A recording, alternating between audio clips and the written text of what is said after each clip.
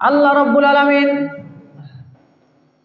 সূরাতুল মাইদার 51 নম্বর আয়াতের ভিতরে বলেন, ইয়া আইয়ুহাল্লাযীনা আমানু লা তাত্তাখিযুল ইয়াহুদা ওয়ান নাসারা আউলিয়া বা'দুহুম আউলিয়া বা'দ ومن يتولهم منكم فإنه منهم إن الله لا يهدي القوم الظالمين।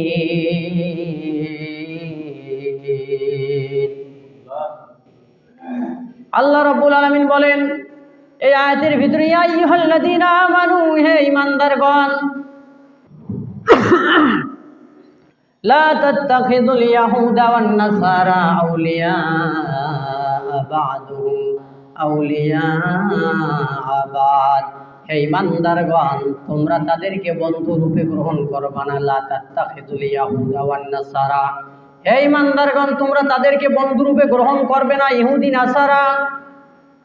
আউলিয়া বা'দুহুম আউলিয়া বা'দ, কারণ ইহুদি আর নাসারা এরা একই সুতোয় গাঁথা, এরা একে অপরের বন্ধু। ইহুদি আর নাসারা একে অপরের বন্ধু, এদের সাথে তোমরা বন্ধুত্ব কেউ ইমানদার স্থাপন করতে যাবে না। কিন্তু দেখা গেছে বিগত কিছুদিন, বিগত সরকার যিনি ছিল, তার যে সন্তানটা ছিল ছেলে সন্তান, এই লোকটা যারা বিয়ে করেছে ইহুদির মেয়ে, আল্লাহ কোরআনে কয় সম্পর্ক রাখা যাবে না, অথচ মুসলিম জনপদের সরকার তার সন্তান বিয়ে করে ইহুদির বাড়িতে। এ কি মুসলমান থাকতে পারে? দেশের সরকারের বাড়িতে যদি এ কাম হয়, তো সাধারণ প্রজার বাড়িতে কি হবে আরো হিসাব করা যায়, চিন্তার বাইরে।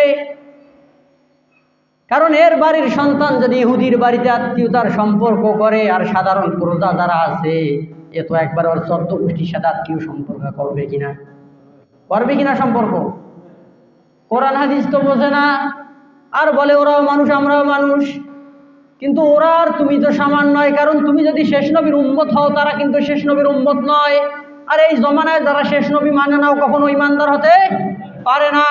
কারণ আল্লাহ পাক রব্বুল আলামিন ইহুদি নাসারাদেরকে খারাপ বলে নাই। যারা আমার শেষ নবীর উম্মত অনুসরণ করে যাবে, ইহুদি নাসারা, তারাও সঠিক পথে আছে। কিন্তু যদি তারা সঠিক পথে থাকে, তাদেরকে মানা লাগবে ইসলাম।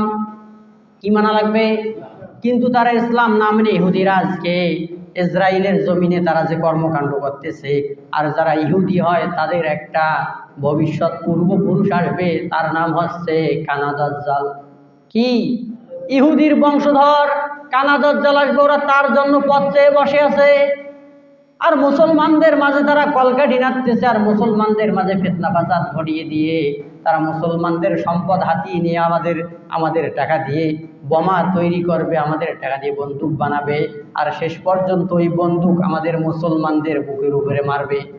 মারতেছে কিনা? ইহুদিরা কানা দাজ্জাল আসার জন্য যা করা দরকার তার জন্য তারা ঘাঁটি তৈরি করে রাখতেছে, সে যেন আসার পরেই যুদ্ধ করতে পারে। তার জন্য তারা এখন থেকে প্রসেস তৈরি করতেছে ইহুদিরা। কারণ তাদের নেতা হচ্ছে কি? তাদের নেতার নাম হচ্ছে দাজ্জাল।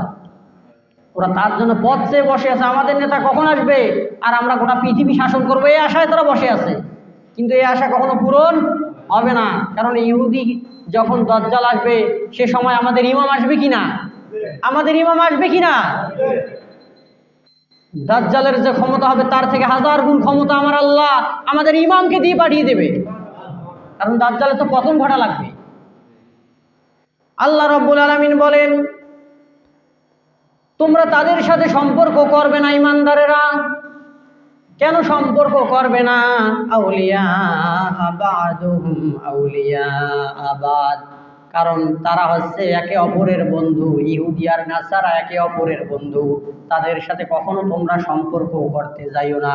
পরবর্তী কথা আরো খুব কঠিন কথা আমার আল্লাহ আয়াতে বলতেছে, ওয়ামাইয়াতাওয়াল্লাহুম মিনকুম ফাইন্নাহু মিনহুম, আল্লাহ বলেন যারা ইমানদার হওয়ার সত্ত্বেও, যারা মুসলমান হওয়ার সত্ত্বেও ইহুদিদের সাথে সম্পর্ক রাখবে, এই লোকগুলো যদিও বা মুসলমান দাবি করবে কিন্তু এরা মুসলমান থাকতে পারবে না।